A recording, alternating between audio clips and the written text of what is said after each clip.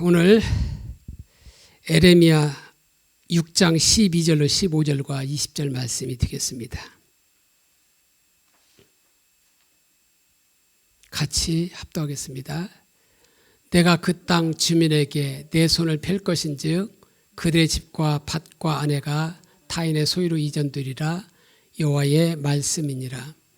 이는 그들이 가장 작은 자로부터 큰 자까지 다 탐욕을 부리며 선지자로부터 제사장까지 다 거짓을 행함이라. 그들이 내 백성의 상처를 가볍게 여기면서 말하기를 평강하다 평강하다 하나 평강이 없도다. 그들이 가증한 일을 행할 때에 부끄러워하였느냐?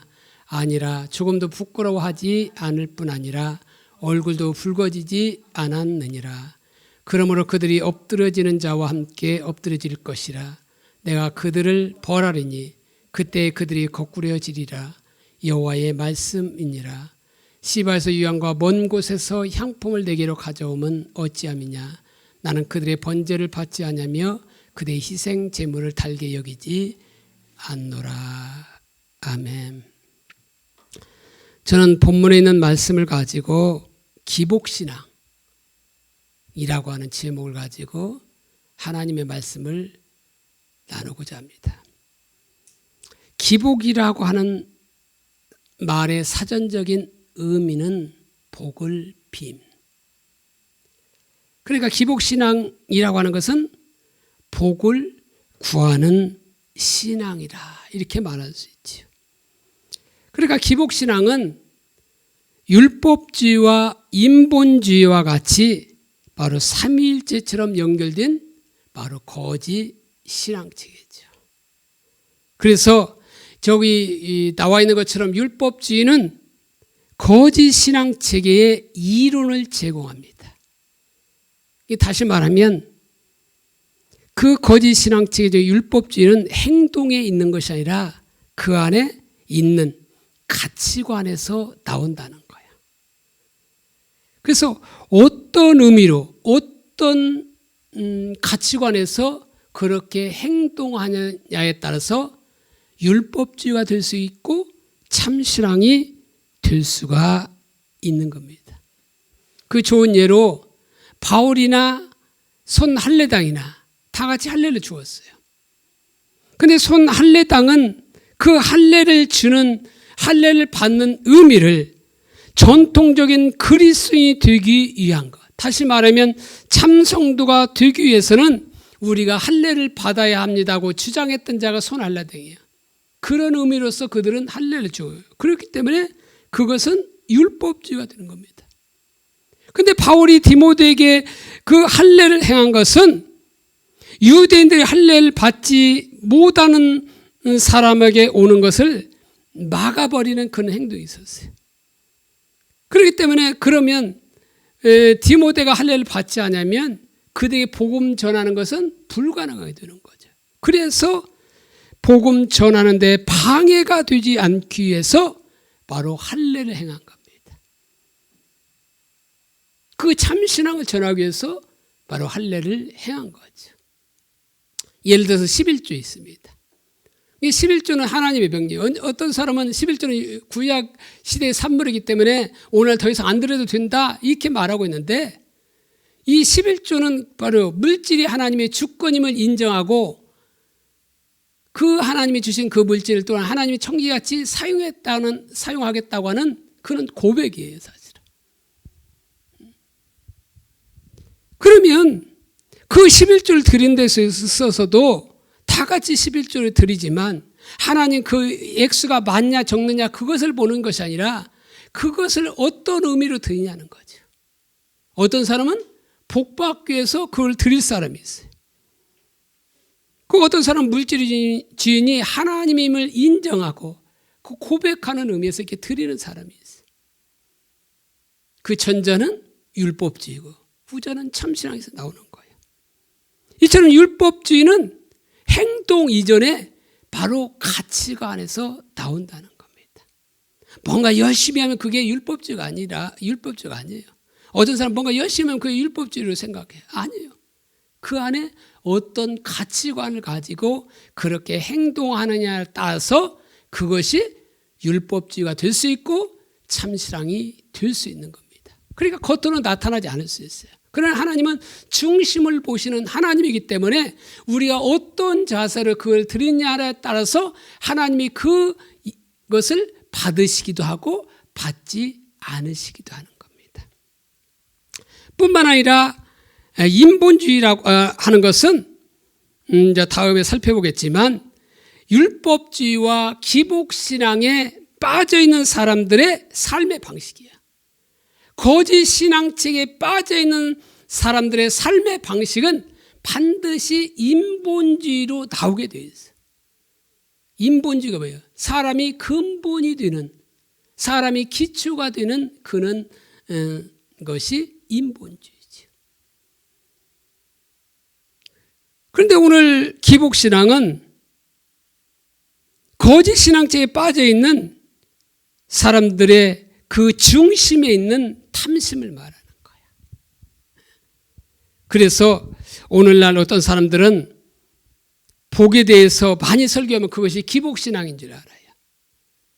근데 오늘날은 뭐 복에 대해서 설교하는 사람도 있지만 또한 뭐요? 뭐 자아실현 같은 것도 이렇게 설교해요. 근데 이 우리가 복에 대해서 설교하든 안 하든 뭐 자아실현에 대해서 설교하든 안 하든 그것이 기복신앙이 될 수도 있고 참신앙이 될 수 있음을 우리가 염두에 두고 우리가 오늘 말씀을 우리가 서로 나누는 시간을 갖도록 하겠습니다. 그럼 기복신앙이란 무엇이냐? 참다운 신앙, 먼저 그것을 알기 전에 참다운 신앙이 무엇이냐는 거죠. 참다운 신앙은 하나님 중심적인 삶이에요. 내 인생의 보좌 앞에 하나님을 모시고 하나님의 그 목적을 위해서 사는 그 삶. 다시 말하면 하나님의 우리의 목적된 삶을 사는 그것이 바로 참다운 신앙인 겁니다. 근데 우리 신앙이 타락하면 어떻게 되냐? 하나님이 백성들이 예수를 믿으면서도 자기 목적을 추구하고 하나님은 자기 목적을 위한 그런 수단에 불과한 이게 바로 기복신앙이에요. 한마디로 뭐예요? 하나님을 이용하는 신앙이죠. 자기 목적을 위해서. 그 기복신앙의 좋은 예가 바로 예레미야 나오는 거죠. 그래서 신앙이 타락하면 타락할수록 항상 가짜인 거짓 신앙 체계가 전면에 등장한 겁니다. 이 거짓 신앙 체계라는 말은 요즘 목사님이 쓰신 말이에요. 노이드 존슨 목사님이 하면 그것을 뭐라고 말하고 있어요? 죽은 전통주의다. 교리는 정통인데 죽었다는 거죠. 왜? 실제를 이론으로 대체하니까. 그래서 죽은 정통주의라고 말하고 있어요. 이길수 목사님 그것을 화석화된 신앙이라. 저는 그걸 짝퉁 신앙이라고 말하고 있어요. 그래서 예레미야 시대는 어느 시대보다도 영적으로 타락했던 시대예요. 그러므로 예레미야서를 보면 그 당시 거짓 신앙 체계가 판을 치고 있었던 걸 볼 수 있어요. 당연히 전형적인 기복 신앙의 예를 우리는 그곳에서 찾아볼 수가 있는 거죠. 우선 우리가 알아야 될 것은 뭐냐? 예레미야 시대는 어떤 시대였어요? 이사야 시대와 예수님 시대의 그 바리새인과 더불어서 시대의 말적인 상황이었어요.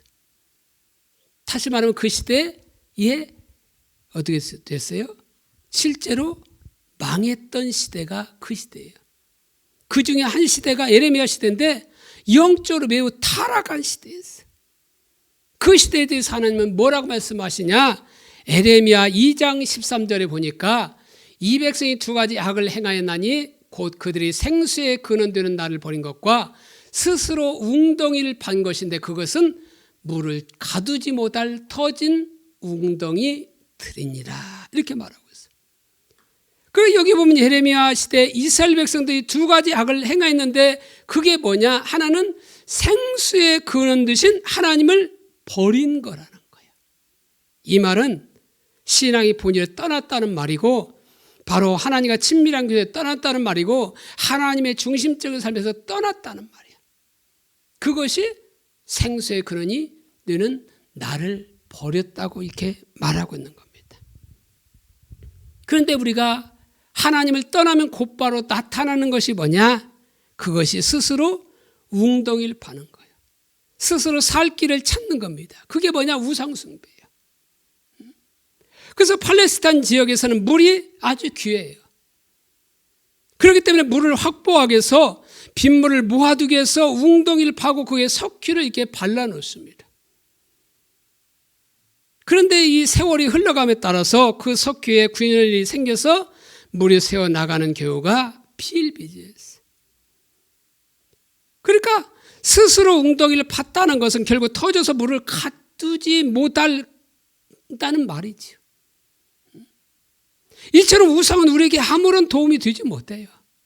그 물을 주시는 것도 하나님이 생수의 근원 되신 하나님이 주셔야 늘 그 물을 공급받아서 우리가 살 수 있는데 터진 웅덩, 우상은 우리에게 그런 바로 물을 공급할 능력도 없고 우리에게 아무런 도움이 될 수 없음을 말하고 있는 겁니다. 그래서 예레미야 시대 이스라엘 백성들은 타락한 결과 하나님의 심판이 실제로 그 시대에 임해서 예루살렘은 586년 바벨론에 의해서 멸망을 당하게 되고 폐허가 되지요. 그리고 그들은 바벨론의 포로로 잡혀가는 신세가 이렇게 되게 됩니다. 그런데 그렇게 타락한 시대였음에도 불구하고 당시 이스라엘 백성들 삶에는 하나님께 대한 희생과 큰 헌신이 있었다는 거예요. 그들은 오늘 본문의 20절에 나온 말씀처럼 바로 시바에 가서 또한 그 먼 곳인 그 인도에까지 가서 향품을 가져다가 하나님께 번제로 드렸어요. 이게 번제라고 하는 게 뭐예요? 전적인 헌신을 말하잖아요. 그에도 그들은 많은 희생들을 하나님께 드렸어요. 그래서 예레미야 7장 21절에 보니까 뭐라고 말하고 있느냐? 만군의 여호와 이스라엘의 하나님께서 이와 같이 말씀하시되 너희 희생 제물과 번제물의 고기를 아울러 먹으라 이렇게 말하고 있어요. 여기 보면 너희 희생의 제물과 번제물의 고기를 먹으라고 말하고 있어요. 우리가 주일 2부에서 배웠듯이 번제라고 하는 것은 원어로 뭐예요? 올라죠, 올라. 근데 이 번제는 이 두 가지로 제사가 있어요. 하나는 쥐와 관련된 제사가 있고 또 하나는 쥐와 관련이 없는 제사가 있습니다. 근데 우리가 죄를 지으면 죄가 발생할 뿐만 아니라 죄로 인한 진노가 발생하게 되는데 이 죄로 인한 진노를 해결하기 위해서 드리는 제사가 뭐냐? 번제예요. 그래서 레위기 1장 4절에 보면 이제 속죄라는 말이 나오는데 카파르예요. 원어는 카파르. 이거는 덮다, 가리다, 달래다는 뜻을 가지고 있어요. 그러니까 번제는 죄를 덮고 죄를 가리고 죄를 그 달래는 그런 역할을 하는 그것이 바로 번제라는 겁니다.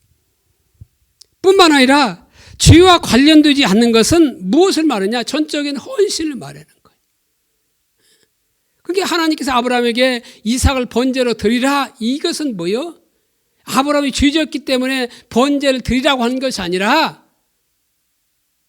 하나님께서 아브라함의 그 헌신을 보고자 한 거죠. 사실은 정말 네가 100세 낳은 아들 눈에 넣어도 아프지 않을 그 아들을 사랑하느냐 아니면 나를 사랑하는가 이것을 테스트하는 거죠. 온전히 나한테 헌신하는 걸 보는 거죠. 이거를 보기 위해서 번제를 드리라는 거죠. 솔로몬도 1,000번제 드렸는데 솔로몬이 죄가 있어서 바로 그 1,000번제를 드린 것이 아니라 전적인 헌신을 말하는 거죠. 근데 이 희생제물, 이 번제는 희생제물을 불로 태워서 드리는 제사예요. 화제로 드리는 제사예요. 그러니까 다른 제사 같은 거는 이 고기가 일부는 어떻게 해요? 제사장이 먹을 수 있어요. 근데 이 번제만큼은 뭐요? 모든 그 희생제물을 몽땅 다 뭐요? 불로 태워서 드리는 제사예요. 근데 그 고기를 먹으라고 하는 것은 그들이 드렸던 번제가 단순히 고기 덩어리의 의미만 있는 거예요. 마음이 전혀 없는 제사를 지적하고 있는 거예요. 그래서 너희 희생제물과 번제물 고기를 아울러 먹으라. 그러니까 번제물의 고기를 다 태워서 드리게 되는데, 희생을 다 태워서 드리게 되는데, 그것을 먹으라는 것은 그것이 연락되지 않았다는 거죠. 그 제사를 받지 않겠다는 거죠. 예. 그들의 마음이 없어요. 그리고 그들은 안식일은 예루살렘 성전에서 성대한 예배를 드렸어요. 그리고 그들의 입술에는 항상 하나님이 있었어요. 그래서 예레미야 12장 2절에 보니까 주께서 그들을 심으심으로 그들이 뿌리가 박히고 장성하여 열매를 맺었거늘 그들의 입은 주께 가까우나 그들의 마음은 먼이다. 이게 말하고 있어요. 그들의 입은 주께 가까웠대요. 늘 할 때마다 뭐요? 주님께 부른 거죠. 입은 가까워요. 그런데 마음은 없어요. 그러니까 그들의 입술은 항상 하나님이 있었어요. 뿐만 아니라 그들은 선지자를 만나거나 친척을 만나면 묻는 첫 마디가 뭐였냐? 에레미야 23장 35절에 보니까 너희는 서로 이웃과 형제에게 묻기를 여호와께서 무엇이라 응답하셨으며 여호와께서 무엇이라 말씀하셨나요? 하고 37절에는 너는 또 선지자에게 말하기를 여호와께서 내게 무엇이라 대답하셨으며 여호와께서 무엇이라 말씀하셨느냐. 한마디로 그들에게 주신 하나님의 응답이 무엇이냐는 거예요. 그러나 하나님은 그들의 모든 희생과 헌신을 전혀 받지 아니하셨을 뿐만 아니라 오히려 그들에게 다가오는 심판에 대해서 집중적으로 말했어요. 늘 입술은 주께 가까웠고 늘 이웃과 형제를 만나면 선지자를 만나면 여호와께서 무엇이라 응답하고 무엇이라 대답했느냐 이렇게 묻는 그들에게 하나님은 칭찬을 하기는커녕 오히려 그들에게 심판에 대해서 집중적으로 말하고 있는 거예요. 그러면 그들에게 무엇이 문제냐는 거죠. 그에 대한 주된 해답이 오늘 본문인 에레미야 6장에 나와 있는 겁니다. 그래서 12절부터 20절까지 이렇게 차례대로 우리가 살펴보면 12절에 내가 그 땅 주민에게 내 손을 펼 것인즉, 이 말은 무슨 말이요? 내가 심판하겠다는 거예요. 그 심판이 뭐냐? 그대 집과 밭과 아내가 타인의 소유로 이전되리라 여호와께서 말씀하셨느니라. 그대 집과 밭과 아내가 타인의 소유로 이전되겠다는 말은 뭐예요? 그 땅에서 쫓겨날 거라는 거예요. 그래서 그들이 가졌던 집, 그들의 밭, 그들의 아내가 타인의 소유로 바로 이전될 거라는 거예요. 아마도 그들은 하나님이 약속하신 땅에서 쫓아내리라고는 상상도 못했을 거예요. 그런데 하나님께서는 왜 그들을 그 땅에서 쫓아내신 이유가 뭐냐는 거죠. 13절에 보면 이는 그들이 가장 작은 자로부터 큰 자까지 선지자로부터 제사장까지 다 거짓을 행함이라. 여기 보면 작은 자와 선지자를 같이 놓고 있고 큰 자와 제사장을 같이 놓고 있는 걸 보게 돼요. 이 말은 선지자가 제사장보다 열등하다, 제사장이 선지자보다 우월하다 이 말이 아니라 작은 자로부터 큰 자까지, 선지자로부터 제사장까지 다 어땠다는 거예요? 총체적으로 탐욕을 부리고 거짓을 행하는 삶을 그들이 살았다는 거죠. 여기서 탐욕이라는 말은 원어로 바차예요. 이것은 거짓과 대칭을 이루면서 유사한 뜻을 가지고 있는데 부당한 이익을 탐하다, 탐심에 빠지다, 이 말인 거예요. 그러니까 총체적으로 뭐예요?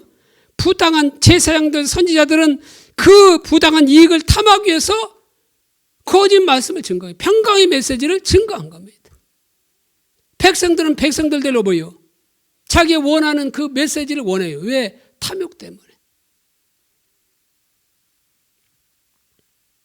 그래서 그 탐욕을 위해서 거짓을 행하는 결과를 가져오게 되죠.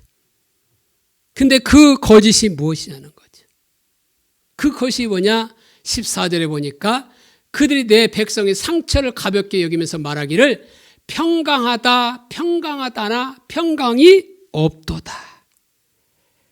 그러니까 무엇이 거짓말이냐면 백성에게 지금 평강이 없는데 평강하다, 평강하다 외친 그것이 뭐라는 거예요? 그것이 거짓말이라는 거예요. 그래서 하나님은 그들이 하나님을 떠난 상태를 무엇에 비유하고 있느냐면 상처에 비유하고 있어요. 그러니까 지금 심각한 상태에 있다는 거예요. 그러니까 하나님을 떠난 그것이 아주 심각한 상태인 거예요. 사실. 그리고 병으로 말하면 암병과 같은 그런 상태에 있는 거죠. 바로 그런 바의 중대한 그 병에 걸렸음에도 불구하고 지도자들은 거기에 경각심을 갖지 못하고 그걸 가볍게 여기면서 평강을 외친 거예요. 그러니까 암병이 걸렸는데 빨간 약 이렇게 발라주고, 빨간 약, 요즘은 빨간 약으로 쓰지 않죠. 의학적인 용어로는 포비든 요오드라고 말해요. 빨간 약을 옛날에는 그러거든요. 어지간한 상처는 빨간 약 바르면 다 되었어요. 오늘날처럼 뭐 바르고 이런 게 없어요. 병원 가고 그런 게 없어요. 그냥 빨간 약 하나면 됐어요. 그러니까 바로 그 빨간 약 바르고 아무 이상 없어. 이렇게 한 거와 같다는 거예요. 그러니까 여기서 내 백성의 상처를 가볍게 여기면서 그 가볍다. 이 말은 네칼라예요. 원어로 네칼라. 무가치한 것으로 여기다. 하찮은 것으로 여기다. 그러니까 백성이 지금 중병에 걸렸는데 그것이 무가치하고 그것이 하찮게 여겼다는 거예요. 그게 하나님을 떠났다고 하는 것은 지금 뭐예요? 지금 그들이 신앙의 본질에 떠났다는 걸 의미해요. 다른 말로 하면 하나님의 언약을 파괴한 겁니다. 이건 매우 심각한 상태에 있는 거죠. 그런데 이에 대한 경각심이 없이 지도자들은 평강하다, 평강하다를 외친 거죠. 그런데 원래 이 평강이라고 하는 것은 샬롬이잖아요. 하나님의 생명 중에 하나가 평강이에요. 근데 이 평강이 언제 주어지냐면 우리 하나님의 백성들이 하나님과 친밀한 교제 가운데 있을 때, 다시 말해 하나님의 언약 가운데 있을 때 평강이 주어지게 되어 있어요. 그런데 하나님의 백성들이 하나님을 떠나니까 그 영적인 법칙에서 황금률에 의해서 너희가 나를 가까이 하면 나도 너희를 가까이 하겠다. 너희가 나를 존중하면 내가 너를 존중하겠다. 너희가 나를 멸시하면 나는 너희를 경멸히 여기겠다고 말하고 있는 것처럼 그들이 하나님을 떠난 상태에 있기 때문에 하나님도 떠나는 것이 당연한 거예요. 그러니까 하나님을 떠나면 거기에는 하나님의 생명이 주어지지 않는 거죠. 그러니까 거기에 아무리 평강을 외쳐도 평강하다 평강하다 외쳐도 평강이 하나님이 떠났으니까, 여호와 샬롬 되신 하나님이 떠났으니까 거기에 평강이 없는 것은 당연한 거예요. 그러니까 그들이 전한 평강은 거짓 평강이라고 볼 수 있는 거죠. 그러면 그들이 왜 평강을 전했냐? 탐심 때문에 평강을 전한 거예요. 어떤 탐심? 그래야 자기들이 인기가 있으니까. 그래야 사람들이 몰려와 오니까.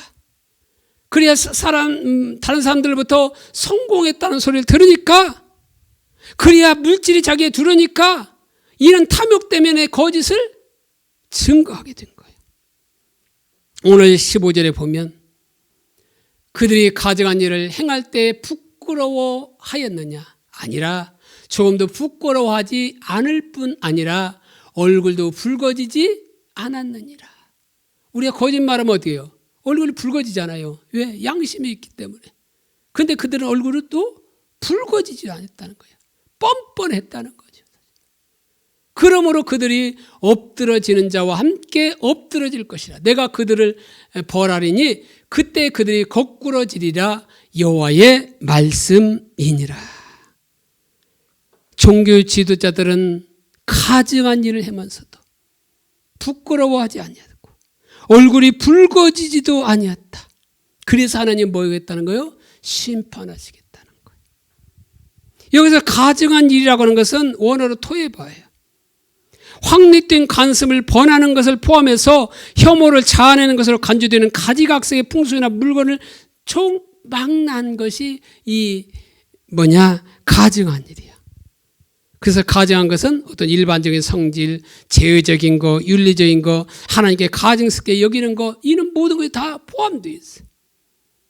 이게 구약에 보면 그것이 동성애, 우상숭배, 인신제사, 사람을 제물로 드리는 거예요. 몰래 신에게 드리잖아요. 그게 이방신을 숭배하는 거, 부조한 징수의 동물을 먹는 거, 마술을 행하는 거, 또 하나님을 무시하거나 그의 명령을 어기는 거, 이런 것들 하나하나가 하나님께 가증이 여기는 거예요.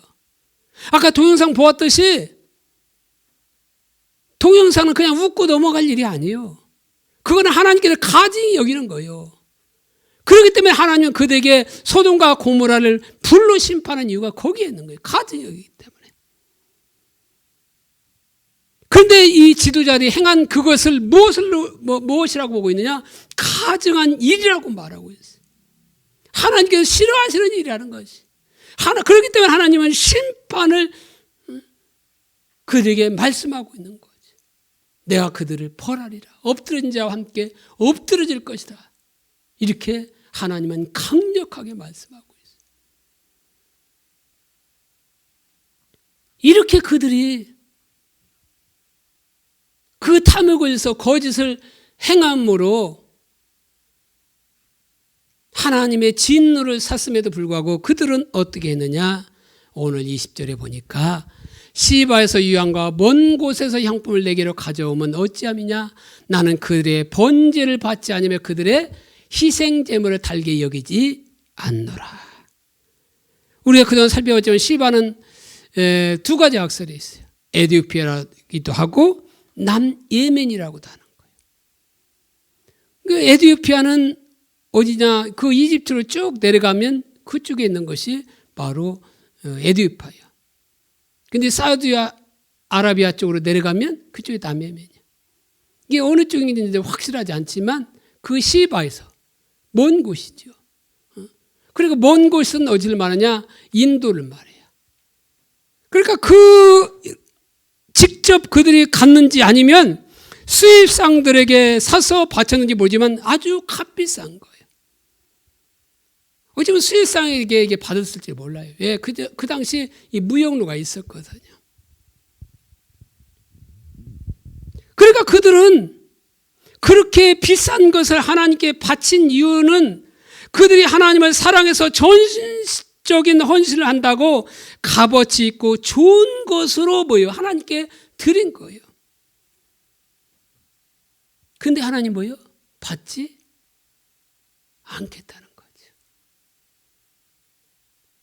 이게 하나님은 물질에 놀아나는 분이 아니에요. 물질 많이 드렸다고 기뻐하시고 물질 적게 드렸다고 기뻐하지 않으시는 하나님이 아니라는 거예요. 하나님은 무엇을 보신다는 거예요? 겉 유형을 보는 것이 아니에요. 사람은 겉 유형을 봐요.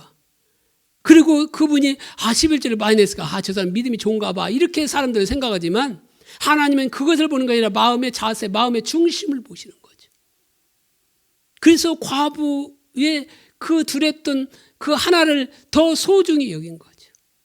이 모든 자보다 더 많은 걸 드렸다고 말하고 있죠.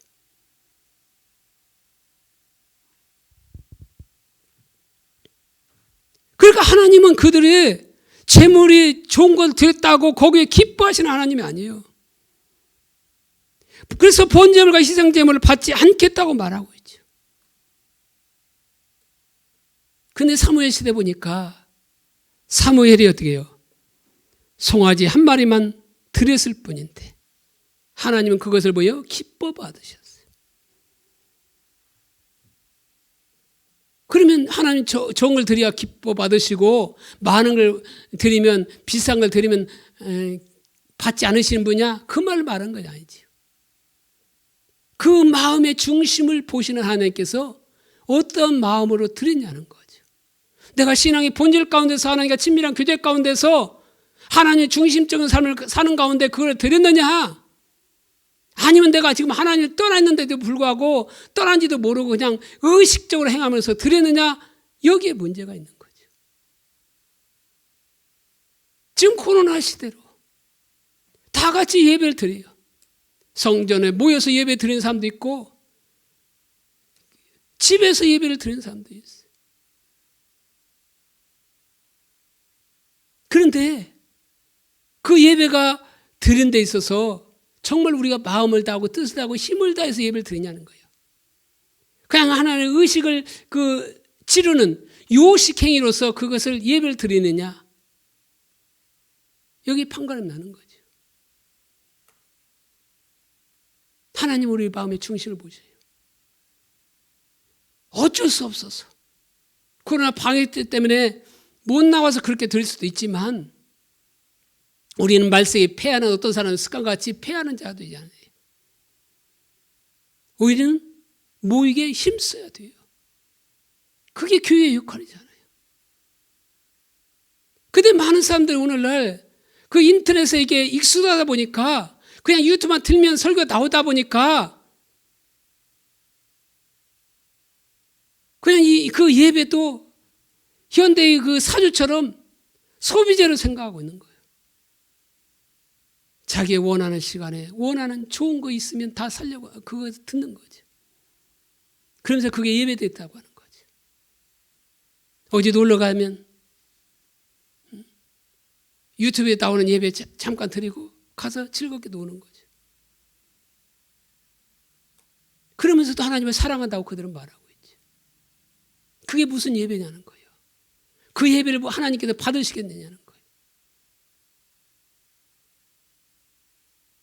그러니까 우리 예배가 드려도 마음을 다하는 예배, 정말 우리 중심으로 하나님을 사랑하는 그런 예배를 드려야 돼요.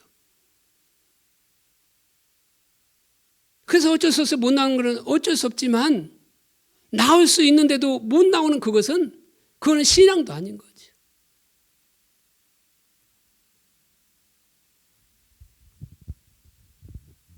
그러니까 예레미야 시대는 그런 마음이 없는 거죠. 하나님을 떠나 있는 거죠. 우리가 자기중심적인 삶의 특징에서 살펴보았듯이 그들의 속에 탐심이 가득했다는 말은, 종교 지도자 속에 탐심이 가득했다는 말은, 백성들이 그 탐심이 가득했다는 말은 그들이 자기 목적을 위해서 살았다는 거예요. 그들에게 많은 희생과 많은 헌신이 있었고 많은 종교적인 모양은 있을지 모르지만 그들은 자기 목적을 위해서 살았어요. 그러니까 자기 목적을 위해서 살면 하나님은 자기 목적을 위한 수단에 불과하는 거예요. 그저 하나님은 우리가 이용하는 도구에 불과하다는 거죠. 하나님의 관점에서 그 당시 이스라엘 백성들은 하나님을 버렸으면서도 왜 그 많은 희생을 드렸냐? 오늘날로 말하면 자기가 원하고 목적하는 바를 하나님께서 이루어 달라고 그것을 바친 거예요. 남편이 사업에서 성공하고 자녀들이 좋은 대학에 들어가고 자기 문제가 해결되고 그것이 기도 응답이었든지 자기 원하는 바를 하나님께서 채워주시라고 해결해 달라고 그 많은 희생과 제사를 하나님께 드렸다는 거죠. 여기서 우리는 무엇을 볼 수 있냐면 율법주의와 기복신앙의 혼합된 모습을 볼 수 있어요. 다시 말하면 의식을 잘함으로써 하나님의 도움을 얻어내고자 하는 율법주의가 있었고 자기 목적을 위해서 하나님을 수단되는 기복신앙이 있었어요. 그것이 뭐예요? 짝퉁신앙, 거짓신앙인 거죠. 그러니까 아까 말했듯이 율법주의, 기복신앙, 인본주의는 삼위일체처럼 연결돼서 같이 간다고 했잖아요. 나는 율법주의인데 기복신앙이 없어. 나는 기복신앙과 율법주의는 없는데 나는 인본주의 신앙만 있어. 이것은 있을 수 없다는 거예요. 셋 중에 하나만 나타나면 다른 것도 바로 있다는 거예요. 지금 것에는 안 나타나도 바로 우리 속에 늘 내재해 있어서 언제든지 나타날 가능성이 있게 되는 겁니다. 그러니까 우리의 목적을 위해서 하나님의 수단이 된다면 우리가 아무리 많은 희생과 헌신을 드린다고 할지라도 그건 하나님을 사랑하는 것이 아니에요. 그것은 하나님을 이용하는 거죠. 예전문 목사님이 그런 예화를 들잖아요. 어떤 재벌 아들이 있어요. 근데 재벌 아들인데 한 처녀가 그 남자를 보고 소위 세상말로 뭐였어요? 찍었어. 너는 내 거야. 이렇게 찍은 겁니다. 그래서 그 남자를 위해서 모든 희생과 헌신을 잘해주고 심지어 자기 집을 팔아서까지 어떻게 했어요? 좋은 선물을 그 남자에게 드렸어요. 여자가 그렇게 희생하는 이유가 뭐예요? 그 남자와 결혼하면 얻어질 부와 명예 때문에 그러는 거예요. 만약 그렇다면 그 여자는 그 남자를 사랑하는 것인가요? 아니잖아요. 아무리 희생과 헌신을 한다고 할지라도 그것은 하나님을 사랑하는 것이 아니에요. 오히려 그 남자를 자기 목적을 위해서 이용하는 거죠. 이제는 하나님과의 관계도 마찬가지. 하나님을 사랑하려면 자기 목적이 내려지고 하나님의 목적이 되어야 돼요. 하나님이 내 삶의 모든 것이 되어야 돼요. 하나님께 아무리 많은 헌신과 봉사와 희생을 드린다고 할지라도 하나님이 자기 삶에서 자기 목적을 위한 수단이 되면 그것은 전혀 하나님을 사랑하는 것이 아니에요. 하나님을 이용하는 거예요. 자기 목적을 위한 수단에 불과한 거예요. 이게 예레미야 시대의 이스라엘 백성들의 상태라는 거예요. 그래서 하나님은 그 모든 희생의 제물을 받지 않겠다고 했어요. 시바이까지 가서 인도에까지 가서 향품을 수입해서 드렸지만 받지 않겠다고 말하고 있어요. 물론 그 당시 이스라엘 백성들은 그렇게 생각하지 않았을 거예요. 그들은 자기들이 하나님을 사랑한다고 자부했고 또 하나님께서 그들의 예배를 기뻐 받으신다고 생각했을 거예요. 왜냐하면 그들은 의식이 본질을 대체한 율법주의적인 가치관을 가지고 있기 때문에 율법주의 가치관은 율법이 목적이 되잖아요. 의식 잘하는 것이 신앙생활 잘하는 것으로 여기기 때문에 좋은 것으로 이렇게 드렸고 비싼 것으로 드렸기 때문에 자기들은 하나님을 사랑한다고 생각하는 거죠. 그렇기 때문에 하나님은 당연히 자기들에게 복을 주실 것이라고 그렇게 믿은 거죠.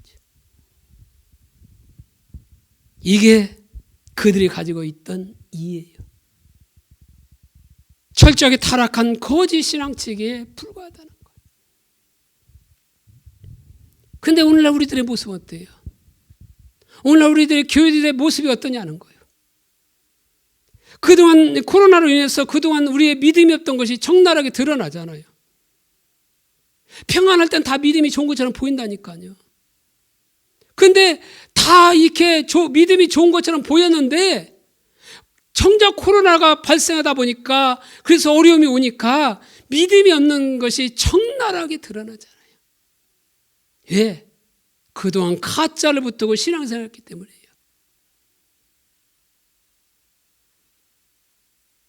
정말 그들이 믿음이 있었다고 한다면 코로나가 왔어도 이렇게 신앙생활하지 않아요. 코로나 이전에 많은 성도들은 많은 의식이 있었어요. 많은 예배들이 있었고 많은 기도도 있었고 많은 헌금들이 있었어요. 그렇게 한 하나님의 백성 중심에 무엇이 있나를 살펴보십시오. 마음의 자세를 살펴보시오. 우리들이 기도하는 내용을 살펴보세요. 그 많은 희생과 헌신을 드린 목적을 한번 우리가 살펴보자는 거죠. 그들의 관심은 하나님의 뜻, 하나님의 목적, 하나님의 비전, 이거는 관심도 없어요. 온갖 문제 해결, 축복받는 거, 자녀들 잘 되는 거, 치유받는 거, 이런 것만 생각하는 거죠. 인격지신 하나님을 알고 하나님을 사랑하며 하나님의 의중을 알아서 거기에 하나님과 함께 있기를 원하는 그거는 다 관심사 밖의 일이에요. 그들에게 하나님에 대한 이해는 단지 자기 삶의 목적을 위한 수단에 불과해요. 주시옵소서.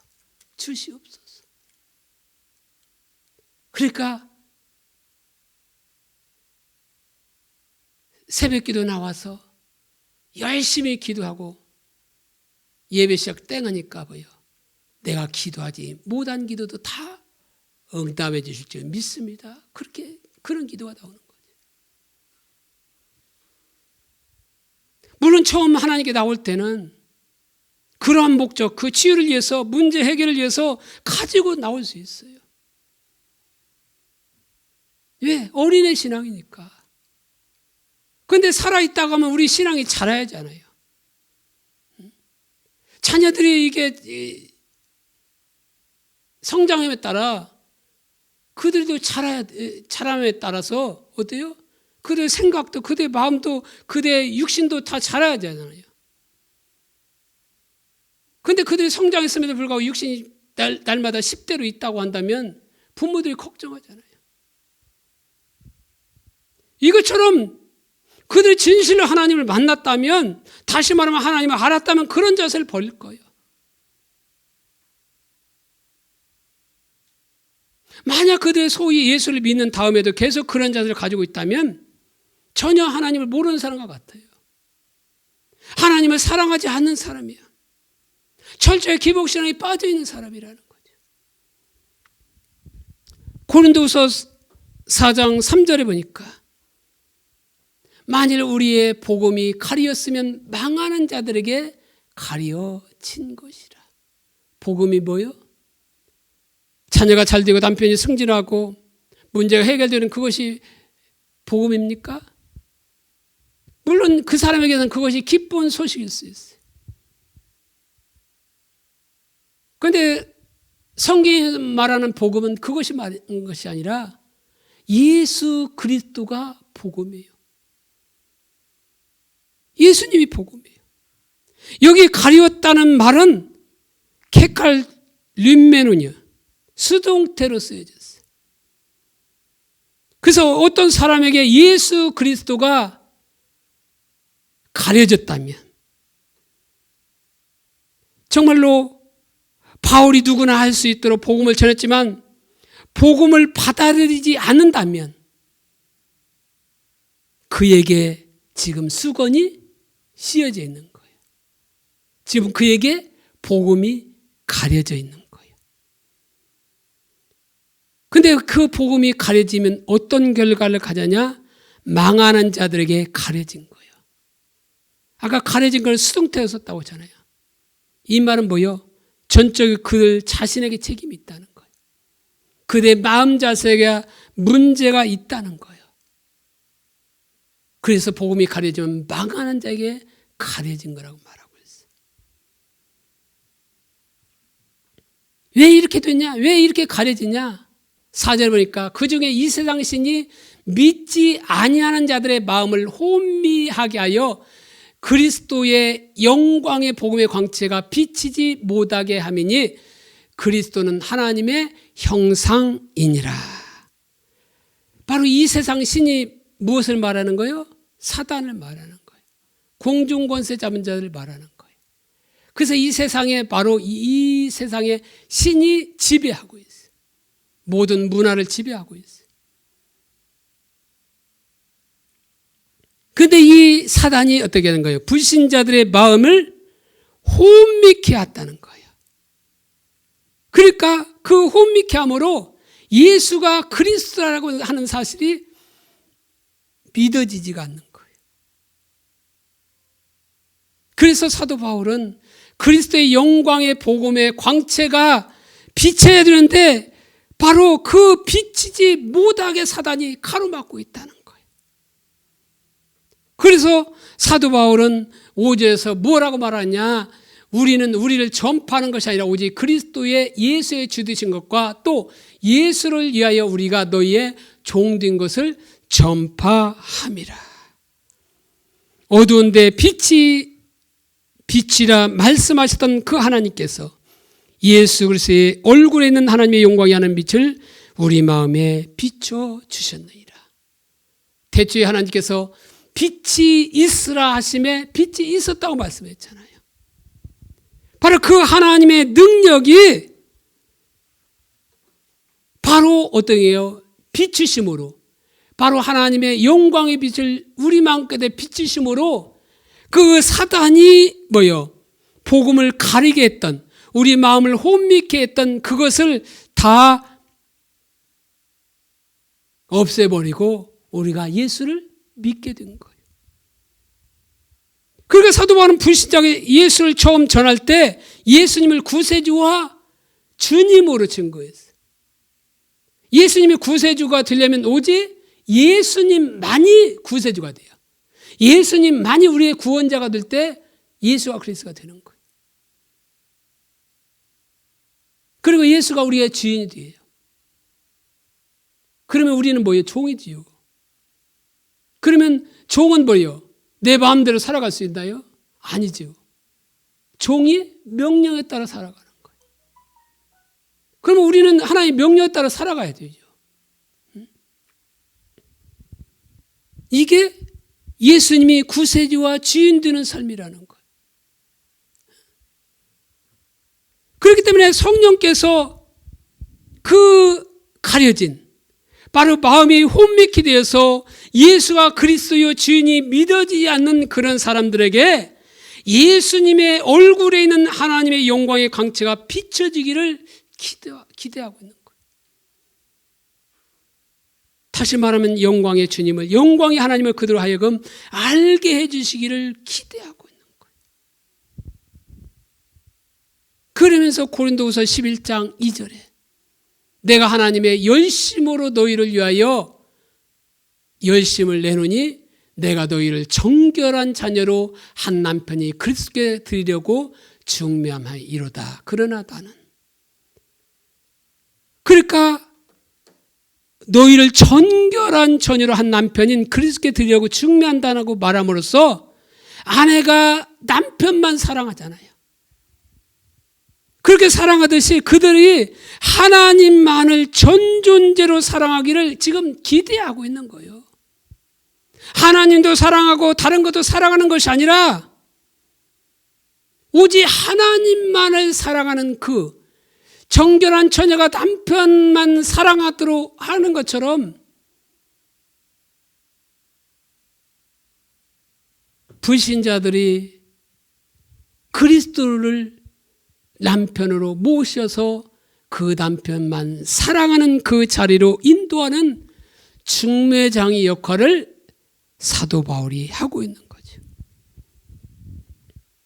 그게 하나님의 의도 아닙니까? 하나님만을 사랑하는 거. 그래서 구약에 보면 하나님을 뭐요? 남편에 비유하고 있고 우리 성도들은 아내에 비유하고 있는 거예요. 부부관계를 비유하고 있는 거예요. 거기서 잘 말해주는 곳이 뭐요? 호세아서잖아요. 호세아에게 장녀인 뭐요? 호세아가 그 장녀인 그 여자와 결혼을 하라고 하잖아요. 마치 우리가 세상 사랑을 했던 그런 장녀와 같은 존재였지. 아무도 알아듣지 않은 존재였지. 그런 자와 하나님은 우리를 결혼해 준 거죠. 그러면 우리가 어디요? 하나님만을 사랑해야 되는데 하나님 사랑하면서도 바람 피우는 그런 사람이 되어서는 안 되는 거죠. 그럼에도 하나님은 그 호세아를 통해서 계속 그 여자를 사랑하고 말하고 있는데 그처럼 하나님 우리 여전히 사랑하고 있어요.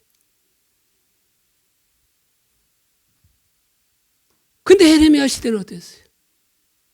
하나님만 사랑하라고 했는데 하나님을 사랑하지 않았어요. 그저 하나님은 자기 목적을 위한 수단에 불과하니까 하나님은 심판한 거지. 언약이 깨지니까 심판한 거지. 그러면 기복신앙의 열매는 두 번째로 뭐냐는 거죠. 자기 목적을 위해서 사는 삶의 전형적인 특징은 사람 두려움과 선별적인 순종인 거죠. 그러니까 기복신앙은 자기 목적을 위해서 하나님이 수단된 삶이기 때문에 정확하게 동일한 열매가 나타나게 되어 있어요. 에레미야 시대의 종교 지도자들의 삶에서 그에 대한 전형적인 예가 나오잖아요.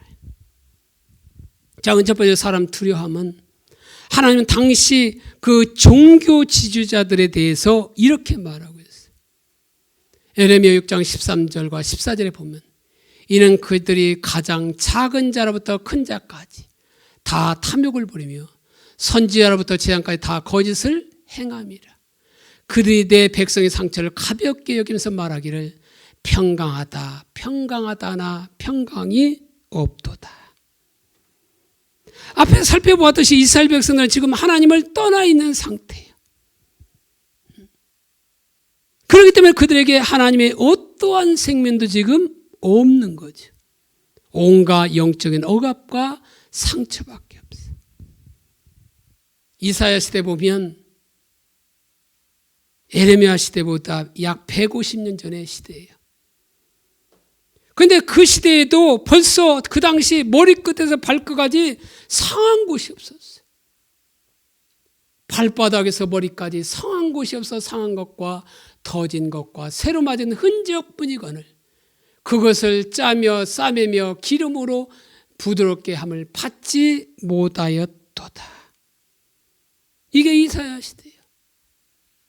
그런데 에레미야 시대는 어떠냐?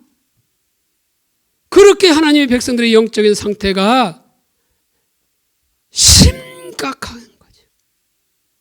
영적인 억압이 심각한 거예요. 그런데 그 당시 종교 지도자들은 그 상처를 전혀 대수롭지 않다는 뜻이 바로 평강만을 외친 거죠. 여기서 평강이라는 말은 오늘날로 뭐예요? 축복이라는 말씀. 그러니까 성경에서 평강, 복, 생명은 다 같은 의미예요. 그런데 그들은 왜 평강을 외쳤느냐? 그들 속에 탐심이 가득했기 때문에 그런 거예요. 그래서 선지자들은 사람들에게 은혜로운 말씀을 전하는 훌륭한 선지자로 인정받고 많은 사람들이 자기의 몰려으로 자기의 사역이 확장되기 위해서 평강을 전하는 거예요.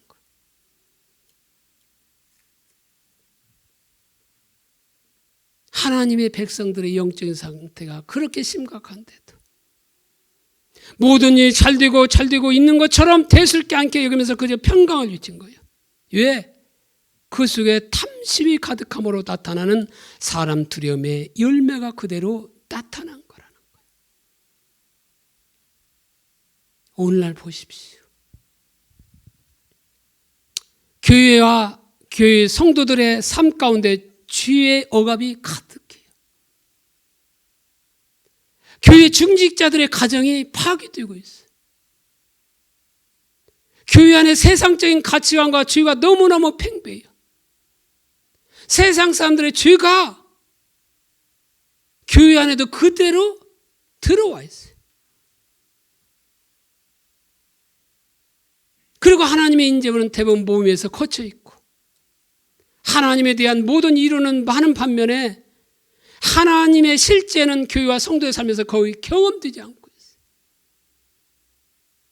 그리고 교회는 영적인 태가 철저하게 닫혀 있어요.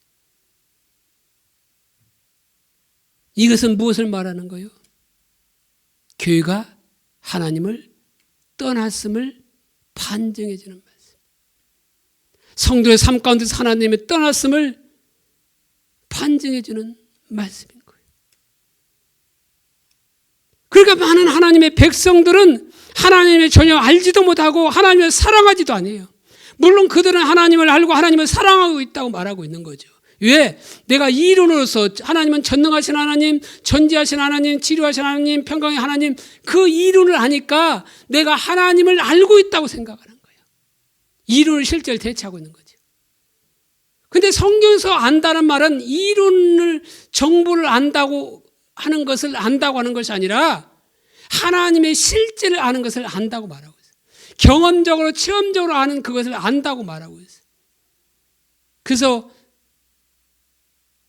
구약인 히브리 성경은 히브리는 그것을 야다라고 말하고 있어요. 신약 헬라의 성경에서는 그거를 기노스코라고 말하고 있어요. 그것은 단지 이론을 아는 그걸 말하는 것이 아니라 이론이 말하고 있는 실제 되신 하나님을 경험적으로 체험적으로 아는 그것을 안다고 하는 거예요.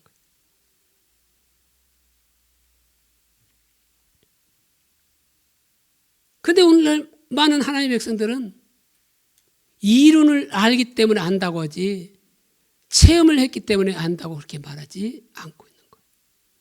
이론의 실제를 대체하고 있는 율법 진앙의 전형적인 특징인 거죠. 사랑하는 것도 마찬가지예요. 오늘 주일날 예배 드리고 나오는 사람들 향해서 당신 하나님을 사랑하십니까? 물어보면 당연히 하나님을 사랑한다고 말하고 있죠. 코로나 시대에 다른 사람은 교회에 나오지 않는데 나는 교회 나와서 열심히 예배드리니까 하나님을 사랑한다고 말하고 있는 거죠. 왜? 의식을 행하니까 사랑한다는 거죠. 의식이 본질을 대체하는 거죠.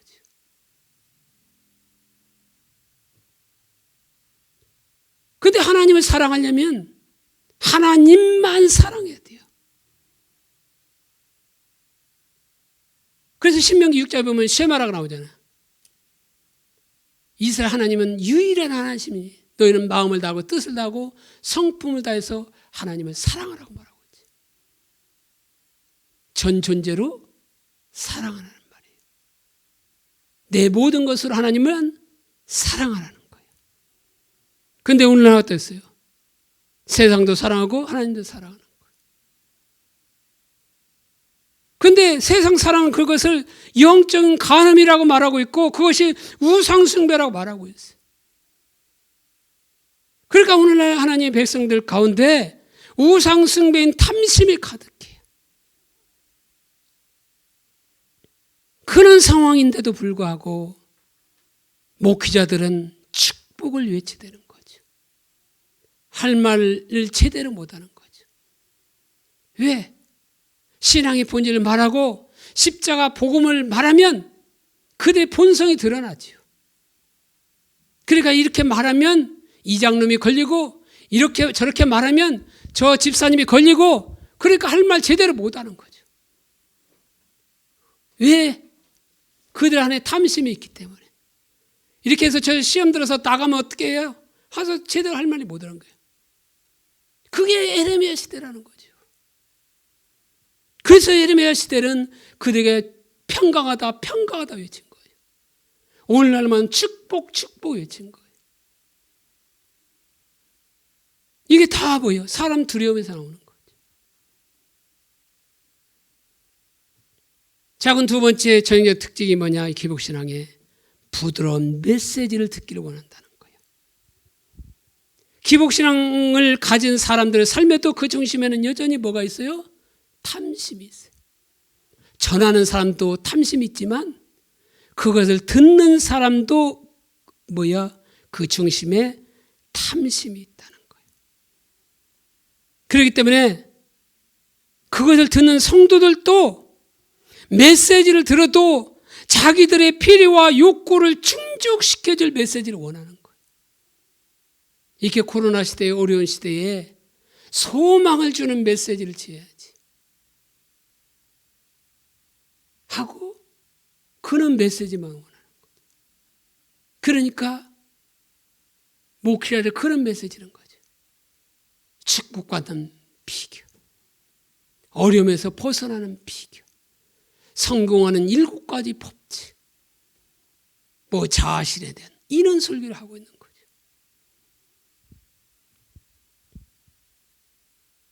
바로 그것이 뭐예요?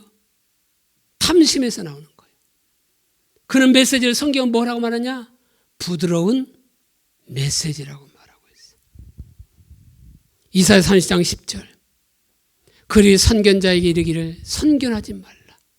선지자에 이르기를 우리에게 바른 것을 보이지 말라. 우리에게 부드러운 말을 하라. 거짓된 것을 보이라. 예레미야 시대 이스라엘 백성들이 그랬다는 거예요. 그들 속에 탐심이 가득했어요. 그들은 철저히 기복신앙에 다 빠져 있었어요. 근데 그들은 자기들이 원하는, 자기들을 충족시키는 그런 평강의 메시지를 듣기 원한 거예요. 오늘날만 축복의 메시지를 듣기를 원했다는 거예요. 그게 그 당시 선지자들과 제사장들이 그들에게 평강의 메시지를 전한 가장 주된 요인이기도 해요. 그러면 그들이 말로 그렇게 했겠어요? 우리에게 선견하지 마십시오. 우리의 바른 것을 보이지 마십시오. 우리에게 부러운 말로 거짓된 것을 보이십시오. 그렇게 말했겠어요? 오늘날로 말하면 담임 목사를 청빙하는데 우리에게 바른 것을 보이지 않을 그런 목사님을 청빙합니다. 우리의 거짓된 것을 보일 그런 목사님을 청빙합니다. 그런 교회가 있느냐는 거예요. 말로는 그렇게 하지 않아요. 근데 하나님은 우리 말의 소리가 아니라 행동의 소리를 듣는 거예요. 그들이 말로는 그렇게 하지 않았을지는 모르지만 그들의 행동이 우리에게 선견하지 마십시오. 바른 것을 보이지 마십시오. 부드러운 말을 하시고 거짓 것을 보이십시오. 그렇게 했다는 거예요. 그게 예레미야 시대예요. 오늘날도 마찬가지예요. 오늘날 교회 상황이 이토록 심각한데도 불구하고 왜 많은 목회자들은 전혀 아무 일이 없다는 듯 축복의 메시지를 전하냐? 그래야 교회가 성장하기 때문에, 그래야 사람들이 몰려오기 때문에, 그래야 다른 사람들부터, 세상 사람들부터 저 교회 목사는 성공한 사람이야, 이 소리를 듣기 때문에 그 축복의 메시지를 전하는 거죠. 뿐만 아니라 하나님의 백성들도 축복 메시지를 왜 듣기 원하냐? 그들 속에 탐심이 있기 때문에 그래요. 그들은 그들의 목적과 목표를, 그들의 욕구를 충족시켜줄 축복의 메시지를 원하고 있는 거예요. 그것이 무엇을 말해주고 있느냐? 우리의 거짓된 것을 보이라는 거예요. 우리에게 바른 것을 보이지 말라는 말과 같아요. 왜? 그들이 하나님의 백성이 하나님을 떠났으면, 하나 신앙의 본질 가운데서 또한 친밀한 교제가 떠났으면 그들의 전할 메시지는 회개하십시오. 우리가 회개하지 않으면 하나님의 심판이 임합니다. 이런 메시지를 전하는 것이 바른 메시지예요. 그게 진리의 메시지예요. 그런데 그런 성도의 상태에 상관없이 축복의 메시지를 전하고 축복의 메시지를 원한다고 하는 그것은 우리에게 바른 것을 보이지 말고 우리에게 거짓된 것을 보이라는 그 말과 했다는 것과 같다는 거예요. 그래서 성경에서 우리가 예수님을 따르려면 자기를 부인하라고 말하고 있어요. 이 말은 우리가 예수님을 따르려면 우리의 목표와 목적을 내려놓고 우리의 모든 것으로 하나님을 사라는 말이에요. 우리 모든 것을 가지고 하나님을 사면 나에게 남는 것은 뭐밖에 없어요? 예수님밖에 없죠. 그러면 우리가 예수님 그분만 있으면 만족할 수 있는 삶을 사는 그것이 뭐요? 예수 믿는 삶이에요. 돈이 많고 적음이 아니라, 물질이 많고 적음이 아니라, 명예가 높고 낮음이 무엇이 아니라, 내가 비록 집 한 칸 없을지라도, 내가 좋은 제네시스 잘 타고 있지 않을지라도 하나님 한 분만 있으면 그것으로 만족하는 삶, 이 삶을 우리가 사는 그것이 자기를 부인하는 삶이에요. 오늘날 많은 성도들은 자기 목적과 목표를 그대로 가지고 있으면서 그냥 하나님을 이용해서 자기 목적과 목표를 성취하려고 하고 있어요. 그러므로 그들이 듣기를 원하는 것은 당연히 뭐요? 축복이죠. 축복을 전하는 교회가 성장하는 것 같고, 그래서 목회자들은 더욱 축복을 외치되는 거예요. 이걸 보면 에레미야 시대나 오늘날이나 정확히 뭐요? 똑같은 시대에 살고 있는 거예요. 이런 기복신앙에 대해서 하나님은 에레미야에서 경고하고 있어요. 에레미야 11장 11절. 그러므로 다 여호와가 이와 같이 말하노라. 보라, 내가 재앙을 그들에게 내리리니 그들이 피할 수 없을 것이라. 그들이 내게 부르짖을지라도 내가 듣지 아니할 것인즉. 14절. 그러므로 너는 이 백성을 위하여 기도하지 말라. 그들 위하여 부르짖거나 구하지 말라. 그들이 그 고난을 말미암아 내게 부르짖을 때에 내가 그들에게서 듣지 아니하리라. 14장 12절. 그들이 금식할지라도 내가 부르짖음을 듣지 아니하겠고, 번제와 소제를 드릴지라도 내가 그것을 받지 아니할 뿐 아니라 칼과 기근과 전염병으로 내가 그들을 멸하리라. 부르짖어도 듣지 않겠다는 거예요. 그들을 위해서 구하지도 말라고 말하고 있어요. 금식하며 부르짖어도 듣지 않겠다고 말하고 있어요. 번제와 소제를 드린다고 할지라도 받지 않겠다고 하는 거예요. 오히려 그들에게 칼을 보내고 전쟁을 보내고 그들의 기근을 보내고 자연재해를 일으킬 것이고 그들에게 전염병, 다시 말하면 코로나로 심판하시겠다는 거예요. 얼마나 두려운 일이에요. 코로나를 우연으로 보지 마십시오. 어쩌면 그게 하나님의 심판일 수도 있어요. 이것으로 깨닫지 못한다면 더 큰 심판이 임할 수 있습니다. 자기들의 목적을 위해서 도움을 얻으려고 하나님께 많은 희생과 헌신을 들었을지 모르지만 보통 때는 신앙의 본질을 위해서 떠나 자기 임무대로 살다가 어려움이 닥치니까 도와달라고 하나님께 나오더라도 하나님은 그대의 기도를 듣지 않겠다고 말씀하고 있잖아요. 기복신앙은 우리 삶에서 하나님을 우리의 목적을 위한 수단 삼는 신앙이에요. 한마디로 하나님을 내 목적을 위해서 이용하는 수단이죠. 근데 그 정신은 항상 뭐예요? 탐심이 있어요. 오늘날 우리나라 하나님 백성들 가운데 율법지 못지않게 뿌리를 내리고 있는 게 뭐냐? 기복신앙이에요. 왜? 같이 가니까 그러는 거예요. 율법주의, 기복신앙, 인본주의 같이 가요. 거짓신앙처럼 삼일체처럼 같이 가고 있는 거예요. 그렇기 때문에 그것은 당연한 일인 거죠. 이것을 보면서 에레미야 시대를 보면서 또는 이 시대를 보면서 똑같은 상황인 걸 보잖아요. 에레미야 시대 오늘 이 시대에 뭐가 다른 거 있습니까? 그 시대에 우리 다른 것은 건물이 웅장해졌다는 거예요. 그건 다를 수 있어요. 예산이 많아졌다는 그건 다를 수 있어요. 근데 속 하나하나 보니까 다른 게 없는 거죠.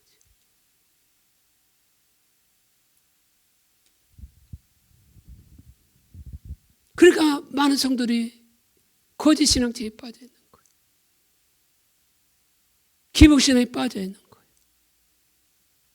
그러니까 그 탐심이 자리 잡고 있는 거죠. 그러니까 거짓을 추구하고 있는 거죠. 거짓을 전하고 있는 거죠. 성경은 말하죠. 이 같은 데서 돌아서라고 말하고 있죠. 우리는 돌아서야 돼요. 거짓 신앙체에서 돌아서야 돼요. 신앙의 본질이 무엇인지 더 선명히 깨닫고 더 하나님을 알기 위해서 더 하나님만 사랑하기 위한 그 자리로 가야 돼요. 돌이켜야 돼요. 아는 것, 사랑하는 것, 그 의미도 정확히 이해할 뿐만 아니라 그 자리로 가야 돼요. 그래야 거기에 희망이 있는 거예요. 그렇지 않으면 기근으로, 칼로 심판할 거예요. 우리는 이 사실을 명심하면서 정말로 우리의 삶 가운데 기복신앙을 철저히 버리고 하나님의 중심적인 삶으로, 하나님의 목적을 위한 삶으로 돌이키게 되시기를 예수님의 이름으로 축복합니다. 기도하겠습니다.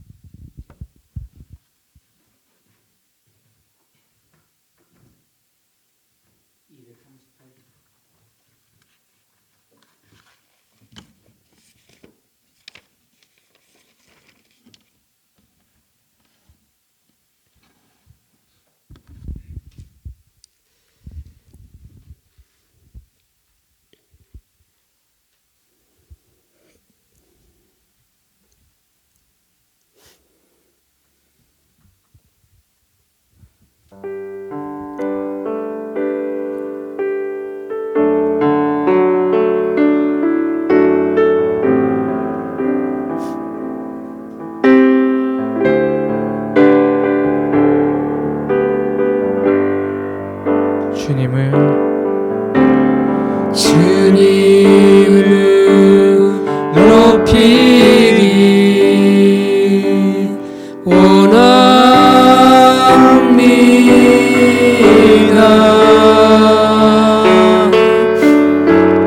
내 온 마음 다하여 경배요.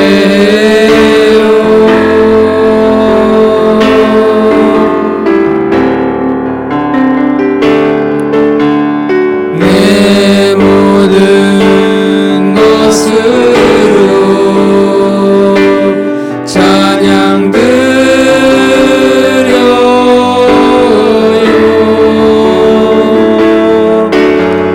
오직 주님만이 내 찬양.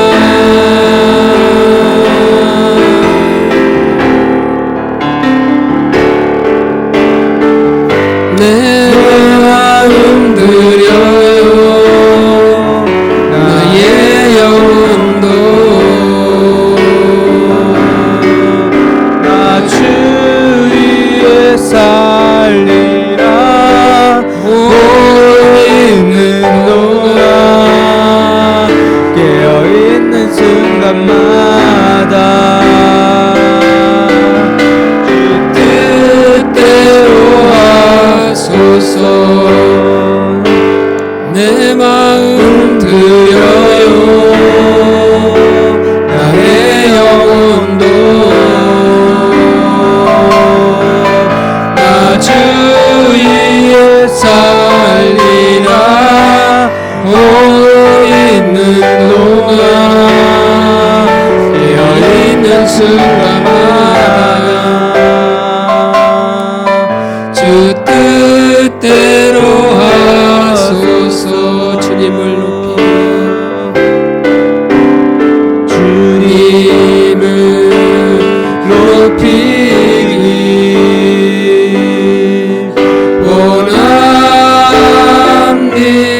원합니다. 내 온 마음 다하여 경배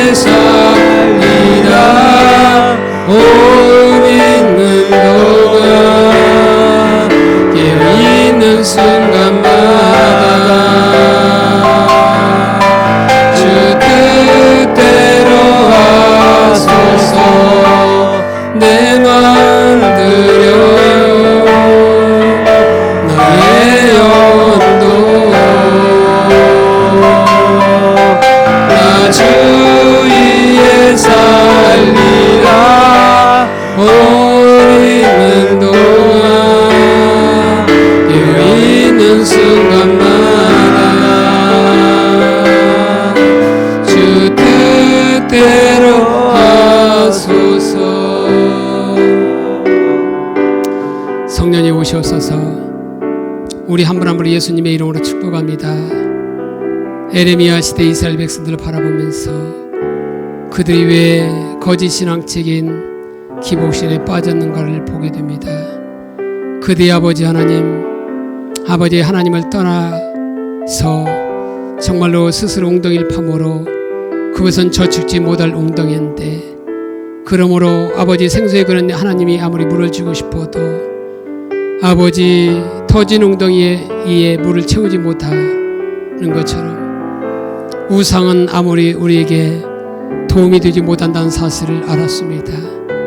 우리가 거짓 신앙체에 기복신앙에 빠지면 아버지 하나님은 우리의 목적을 위한 수단에 불과해서 하나님을 떠난 상태에 있지 못하고 그 안에 탐심으로 인해서 지도자들은 아버지 거짓을 전하고, 또한 아버지 하나님의 백성 그 탐심 때문에 거짓 받아기를 좋아하는 그러한 시대가 에레미야 시대요, 그것이 오늘 이 시대임을 우리가 보았습니다.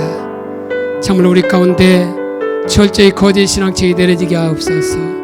율법지, 인본지, 거짓 신앙체 제견들은 거짓 신앙체 되게 되어야 되시고, 오늘 특별히 우리 삶 가운데 기복 신앙이 내려지게 도와주시옵소서. 그러므로 말미암아 내 안에 아버지 탐심 때문에 목자를 향해서 우리의 거짓을 말하십시오, 우리의 부드러운 것을 말하십시오, 우리가 바른 것을 말하십시오, 그런 요구를 하지 않게 하시고, 또한 부족한 정도 그렇게 거짓의 메시지를 증거하는 그런 거짓 아버지 목자가 되지 않도록 늘 깨어 기도하며 하나님을 찾고 구하는 그런 삶을 살아갈 수 있도록 은혜의 은혜를 부어주십시오.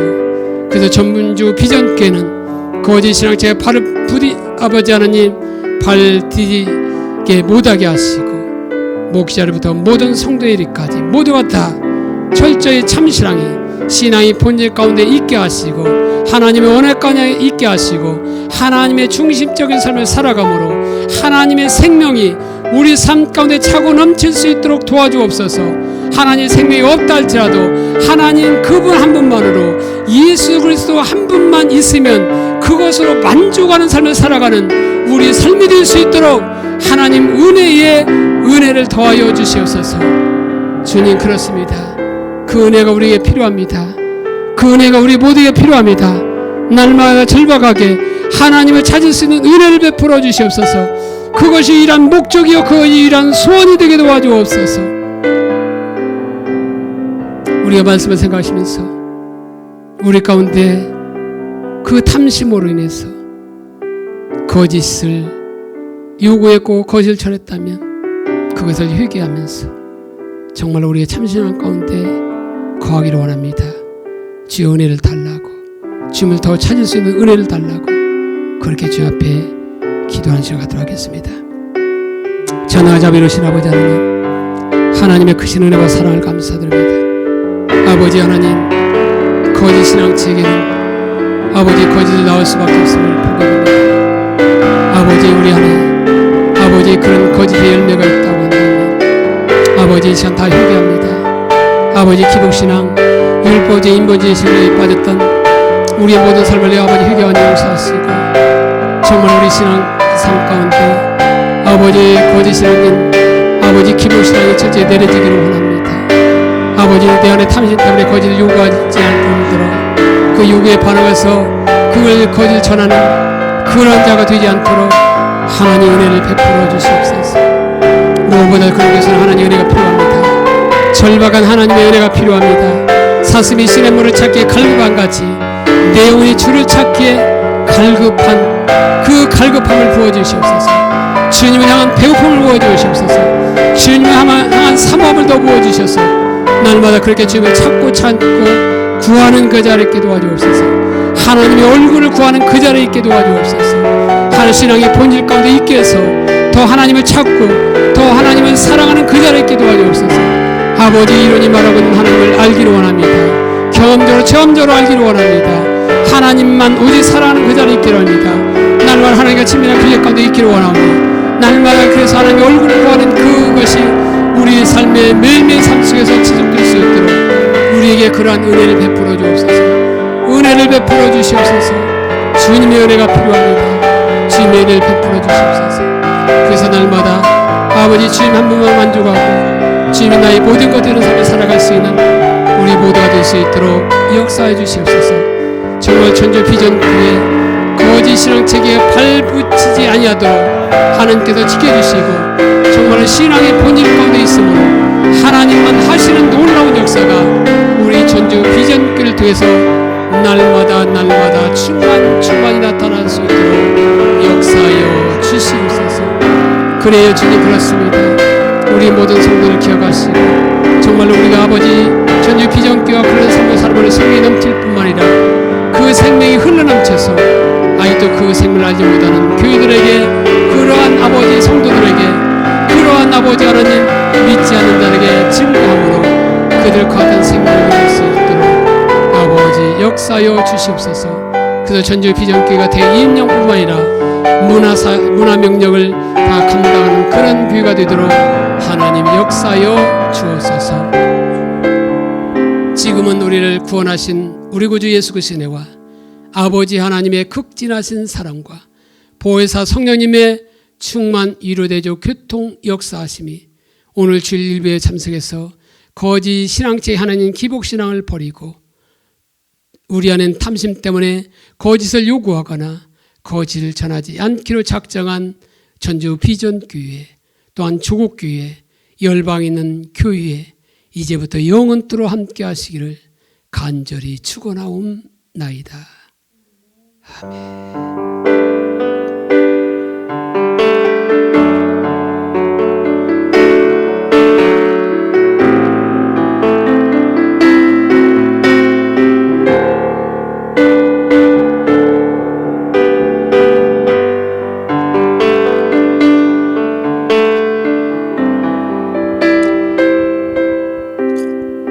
이것으로 주일 예배를 마치겠습니다.